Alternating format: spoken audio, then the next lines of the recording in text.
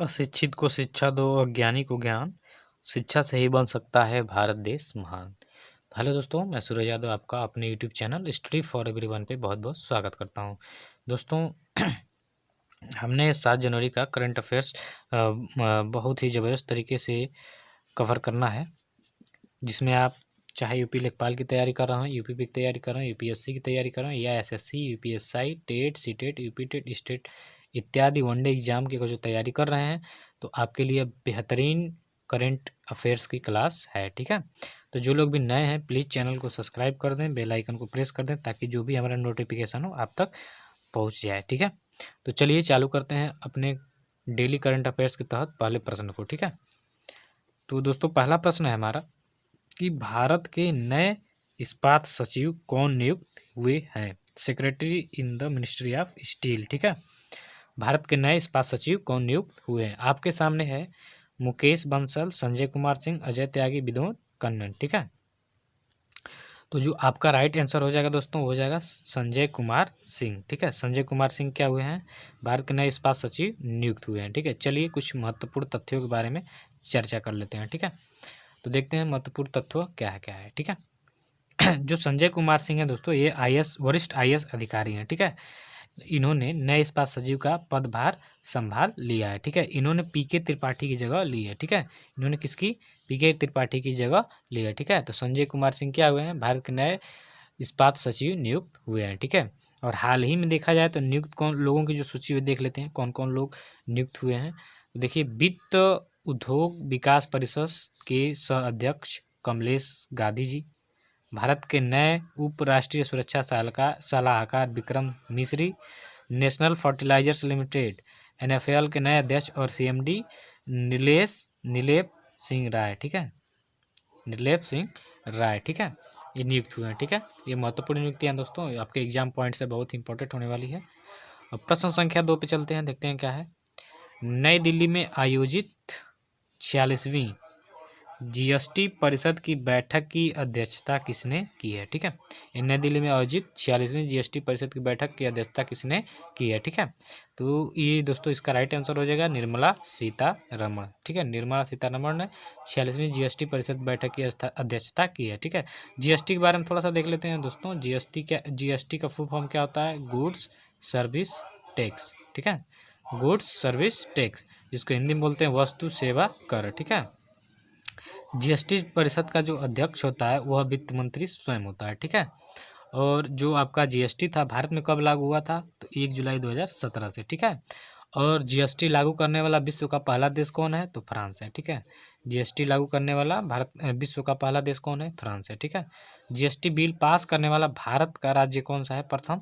तो असम है। ठीक है, थोड़ा सा और ओवरव्यू देख लेते हैं दोस्तों कि इसका जो आपका जीएसटी इसका क्या है। और तो केंद्रीय वित्त और कारपोरेट मामलों की मंत्री, यानी कोई पूछे दोस्तों क्वेश्चन पहले तो यहीं से बन सकता है, केंद्रीय वित्त मंत्री और कारपोरेट मामलों की मंत्री कौन है? तो निर्मला सीतारमण। ठीक है, तो इन्हीं की अध्यक्षता में जीएसटी परिषद की 46वीं बैठक दिल्ली में हुई है। ठीक है, क्वेश्चन ऐसे भी बन सकता है दोस्तों कि जीएसटी परिषद की 46वीं बैठक कहाँ हुई है? तो दिल्ली में। अध्यक्षता किसने की? निर्मला सीतारमण। कौन है निर्मला सीतारमण? तो भारत की केंद्रीय वित्त और कारपोरेट मामलों की मंत्री हैं। ठीक है, जीएसटी लागू करने वाला प्रथम देश कौन बना विश्व में? तो फ्रांस। और भारत में कब लागू हुआ? तो 1 जुलाई 2017 को। ठीक है, और जीएसटी परिषद का अध्यक्ष कौन होता है? वित्त मंत्री होता है। ठीक है, जीएसटी पास करने वाला भारत का पहला प्रथम राज्य कौन बना है? तो असम है। ठीक है, अनुच्छेद 21 के तहत है दोस्तों जीएसटी, तो अनुच्छेद 279A में जीएसटी काउंसिल को शामिल किया गया है। ठीक है, और इसको लागू करने का जो सुझाव दिया है वो किसने दिया है? किस समिति ने? तो विजय केलकर समिति ने। ठीक है, और यह एक अप्रत्यक्ष कर है। ठीक है, जीएसटी कैसा कर है? तो यह एक अप्रत्यक्ष कर है। ठीक है, और किस समिति के सिफारिश पर जीएसटी भारत में लागू किया गया? ठीक है, तो विजय केलकर समिति। ठीक है, किस अनुच्छेद में है? तो अनुच्छेद 279A में। ठीक है, चलिए दोस्तों, उम्मीद करता हूँ वीडियो पसंद है। वीडियो पसंद है तो प्लीज़ चैनल को सब्सक्राइब जरूर करें। ठीक है, प्रश्न संख्या 3 है आपका कि विस्तारा एयरलाइंस के नए मुख्य कार्यपालक अधिकारी यानी सीईओ कौन बने हैं? आपके सामने स्थान है, ऑप्शन है विनोद कन्नन, बीके त्रिपाठी, रजनीश कुमार, अदिति चौधरी। तो Vinod Kannan is right answer. ठीक है, थोड़ा सा विनोद कन्नन के बारे में ओवरव्यू देख लीजिए कि विनोद कन्नन ने लेस्ली थंग का स्थान लिया है। ठीक है, विस्तारा एयरलाइंस टाटा सिंगापुर का संयुक्त उद्यम है और यह एक भारतीय घरेलू एयरलाइंस है। ठीक है। विस्तारा एयरलाइंस के जो अध्यक्ष हैं भास्कर भट्ट हैं और इसका मुख्यालय गुरुग्राम यानी हरियाणा में है और इसके सीईओ हैं विनोद कन्नन। ठीक है। विस्तारा एयरलाइंस के अध्यक्ष कौन है? भास्कर भट्ट। इसका मुख्यालय कहाँ है? गुरुग्राम हरियाणा में और इसके सीईओ कौन है? विनोद कन्नन। ठीक है।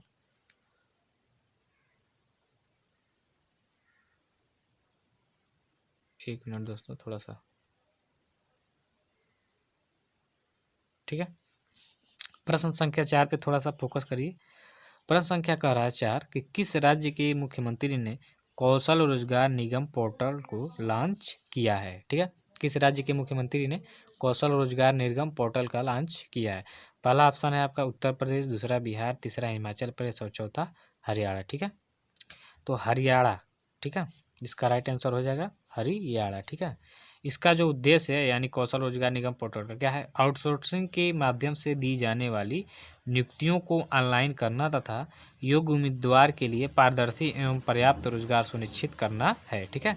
कौशल रोजगार निगम पोर्टल का उद्देश्य क्या है दोस्तों? तो आउटसोर्सिंग के माध्यम से दी जाने वाली नियुक्तियों को ऑनलाइन करना तथा योग्य उम्मीदवार के लिए पारदर्शी एवं पर्याप्त रोजगार सुनिश्चित करना है। ठीक है। थोड़ा सा ओवरव्यू देख लेते हैं इसका। ठीक है। तो हरियाणा के मुख्यमंत्री कौन है? मनोहर लाल खट्टर है। ठीक है। इन्होंने हरियाणा कौशल रोजगार निगम लिमिटेड लॉन्च किया है। ठीक है। चलिए हम अगले प्रश्न पे जाते हैं दोस्तों। हमारा अगला प्रश्न 5 है। क्या कह रहा है 5? तो all India federation cup carrom tournament 2021 में महिला वर्ग का खिताब किसने जीता है? ठीक है।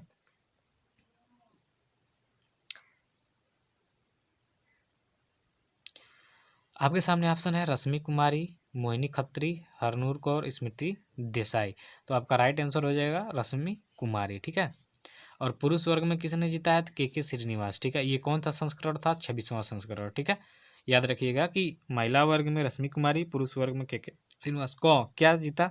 All India federation cup carrom tournament 2021। ठीक है। और यह चौथा संस्करण था तो 26वां संस्करण था। ठीक है। कुछ महत्वपूर्ण तथ्य देख लेते हैं इसका। जो महत्वपूर्ण तथ्य है क्या है? ठीक है। महत्वपूर्ण तथ्य है कि महिला वर्ग के फाइनल में पेट्रोलियम स्पोर्ट बोर्ड की रश्मि कुमारी ने एलआईसी की एस अपूर्वा को हराकर all India federation cup carrom tournament 2021 का खिताब जीता है। ठीक है। तो जो रश्मि देसाई थी किस वर्ष खेल रही थी? तो पेट्रोलियम स्पोर्ट बोर्ड की तरफ से। ठीक है। और किसको हराई? तो एलआईसी की जी एस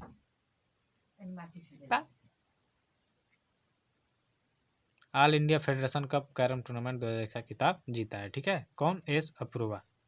अरे एस अपूर्वा को हराकर रश्मि कुमारी ने। ठीक है। चलते हैं दोस्तों अपने अगले प्रश्न पर। ठीक है। हमारा जो प्रश्न संख्या 6 है ये क्या कह रहा है? ठीक है। पीएम एक्सीलेंस अवार्ड, एक्सीलेंस मैंने उत्कृष्ट। ठीक है। तो पीएम उत्कृष्ट अवार्ड या एक्सीलेंस अवार्ड किस क्षेत्र के लिए दिए जाता है? ठीक है। तो लोक प्रशासन, स्वास्थ्य, सामाजिक सेवा या शिक्षा। तो इसका जो राइट आंसर हो जाएगा दोस्तों हो जाएगा लोक प्रशासन के लिए। ठीक है। पीएम उत्कृष्ट अवार्ड किसके लिए जाता है? तो लोक प्रशासन के लिए। ठीक है। आपका प्रश्न संख्या 7 है कि कर्नाटक राज्य का पहला एलएनजी टर्मिनल स्थापित कहाँ किया गया है? ठीक है। कर्नाटक राज्य का पहला एलएनजी टर्मिनल कहाँ स्थापित किया गया है? बहुत इंपॉर्टेंट क्वेश्चन दोस्तों, इसको इंपॉर्टेंट कर लीजिएगा। ठीक है। तो थोड़ा सा समझते हैं एलएनजी है क्या। ठीक है। तो एलएनजी मतलब लिक्विड एल नेचुरल मैंने एन जी मैंने गैस, लिक्विड नेचुरल गैस है। ठीक है। और कर्नाटक राज्य का पहला एलएनजी टर्मिनल कहाँ स्थापित किया गया है? तो मंगलुरु में। ठीक है। ये आपका राइट आंसर हो जाएगा। ठीक है। और यह किस कंपनी की सहायता से वहाँ पे स्थापित किया गया है? तो सिंगापुर की कंपनी है एक। ठीक है। उसके से यह भारत का कौन सा है एलएनजी टर्मिनल? तो 6वां है। ठीक है। एलएनजी मतलब क्या होता है? लिक्विड नेचुरल गैस, यानी जो गैस है वो लिक्विड के रूप में रहेगी। ठीक है। गैस के रूप में नहीं रहेगी, गैस से लिक्विड में चेंज करके और ये दिया जाएगा। ठीक है। महत्वपूर्ण तथ्य क्या है? तो कर्नाटक के मुख्यमंत्री कौन है? बिल्वराज। ठीक है। राज्यपाल कौन है? थावरचंद गहलोत। ठीक है। कर्नाटक का नवीनतम जिला कौन सा बना है? विजयनगर। और भारत का पहला एलएनजी टर्मिनल कहाँ स्थापित किया गया था? तो नागपुर। ठीक है। याद कर लीजिए कि कर्नाटक राज्य का पहला कहाँ स्थापित है? मंगलुरु में। और भारत का पहला एलएनजी टर्मिनल कहाँ स्थापित किया गया? तो नागपुर में। बहुत इंपॉर्टेंट क्वेश्चन है दोस्तों, ध्यान रखिएगा। ठीक है। प्रश्न संख्या 8 आपका क्या कह रहा है कि हाल ही में किसे बिहार विभूति सम्मान से सम्मानित किया गया है। आपके सामने ऑप्शन है रोहित कुमार, सौरभ द्विवेदी, निशा कुमारी, विकास वैभव। ठीक है, तो आपका जो राइट आंसर हो जाएगा रोहित कुमार। ठीक है, रोहित कुमार क्या है, तो मीडिया ट्रेंड्स के संस्थापक हैं। ठीक है, इन्होंने कोविड काल के दौरान बेहतरीन तरीके से विपणन, संचार और विज्ञापन का कार्य किया था। इसके लिए इनको बिहार विभूति सम्मान दिया गया है। ठीक है, किसके संस्थापक हैं, मीडिया ट्रेंड्स, कौन, रोहित कुमार। ठीक है, इनको कौन सा पुरस्कार मिला दोस्तों, तो बिहार विभूति सम्मान। ठीक है, क्यों मिला है, तो कोविड काल के दौरान बेहतरीन तरीके से विपणन, संचार और विज्ञापन का कार्य किया था। ठीक है, इसलिए मिला है। ठीक है, थोड़ा सा हम ओवरव्यू देख लेते हैं इसका कि बिहार के मुख्यमंत्री कौन है, नीतीश कुमार है। राज्यपाल कौन है, फागू चौहान है। कलिंग रत्न सम्मान किसे दिया गया, विश्वभूषण हरिचंद्रन, विश्वभूषण हरिचंद्रन, ये आंध्र प्रदेश के राज्यपाल हैं। ठीक है, और कर्नाटक रत्न सम्मान किसे दिया गया, पुनीत राजकुमार को, जो कि एक दक्षिण भारत के साउथ अभिनेता हैं। ठीक है, कन्नड़ अभिनेता हैं। ठीक है, पुनीत, जिनका हाल ही में क्या हो गया था, निधन हो गया था। ठीक है, पुनीत राजकुमार का। ठीक है, तो यह आपके लिए बहुत ही इम्पोर्टेंट, मैं मटेरियल बनाने में दोस्तों बहुत समय लगता है, तो प्लीज़ थोड़ा सा अभी आपका भी कर्तव्य बनता है सपोर्ट करने का, तो प्लीज़ सपोर्ट करें। बाकी आपको इसी तरह सेवा दी जाएगी निःशुल्क, कोई दिक्कत नहीं है, आप तैयारी करिए और सिलेक्शन लीजिए। ठीक है, थैंक यू सो मच। और दोस्तों मेरी एक छोटी सी एक जो भी समझिए मोटिवेशन लाइन है कि अशिक्षित को शिक्षा दो, अज्ञानी को ज्ञान, और शिक्षा से ही बन सकता है भारत देश महान। तो जय हिंद, जय भारत दोस्तों।